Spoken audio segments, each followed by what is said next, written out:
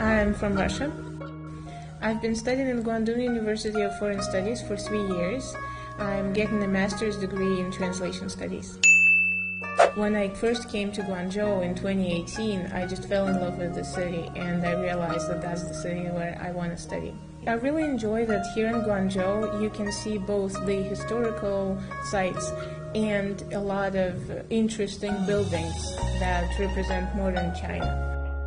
When I went to陈家祠, I actually saw that that's the China that I imagined when I was a kid. Like this architecture, that historical heritage. That's what I've been looking for. And I've also been to some places that has a lot of historical meaning for Guangzhou. For example, I've been to Uxian Guan. It's a very interesting place because you can learn more about the legend of the goats and why Guangzhou is called the city of goats. And I've also been to Canton Tower, of course. It's great. It's definitely the combination of modern and ancient China that you can find here in Guangzhou. This city is unique. It has its own diversity.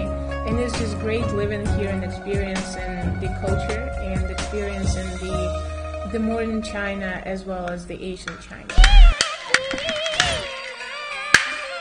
When I came to China for the first time, one of the first things that I wanted to see when I came to Beijing was Peking Opera. It was an amazing experience. I went to see my first Peking Opera performance in Beijing. The voices were incredible. I couldn't understand a lot of things, but there was an English translation there, so I could still follow the story as well. And the costumes were great. I absolutely fell in love with Peking Opera and with Chinese opera in general, and I started learning more about the culture. I also watched some movies about it, for example, Farewell My Concubine, and the costumes were so great.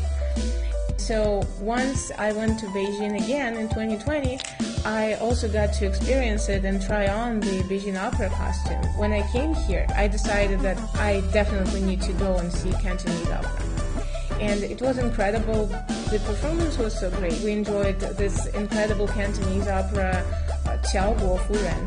I met a few nice people that could speak Cantonese, and they also shared their perception of it. When I went to the Cantonese Opera Museum here in Guangzhou, I was surprised because there is this incredible installation where you can listen to different new techniques that Cantonese opera singers introduced to Cantonese opera. And it just makes you realize how incredible it is that it's not only the culture of Chinese opera, but it's also the different language that they perform in, and like different dialects in China. They're so unique. I've been to Shenzhen, Zhuhai, Zhongshan, Huizhou, and Dongguan, and also Hong Kong and Macau. And honestly, I think that I've really enjoyed being to all of these cities. When I started studying Chinese, some people would say that China is maybe the northern China, that's the culture, and then nobody would talk about Guangzhou and Guangdong in general. And I thought, well, it's interesting because it sounded as if people were only going to Guangdong to do business, as if there was no culture in Guangdong, there was no historical events in Guangdong. But when you travel around Guangdong, you actually learn that there are a lot of places to see, a lot of people to talk to learn what they have been through and what historical events happened here. So when I went to Zhongshan, for example, going and learning more about Sun Yat-sen's family and what his life was like, I think that's something that I can go back and tell my people that, no, you're wrong. There is history in Guangdong.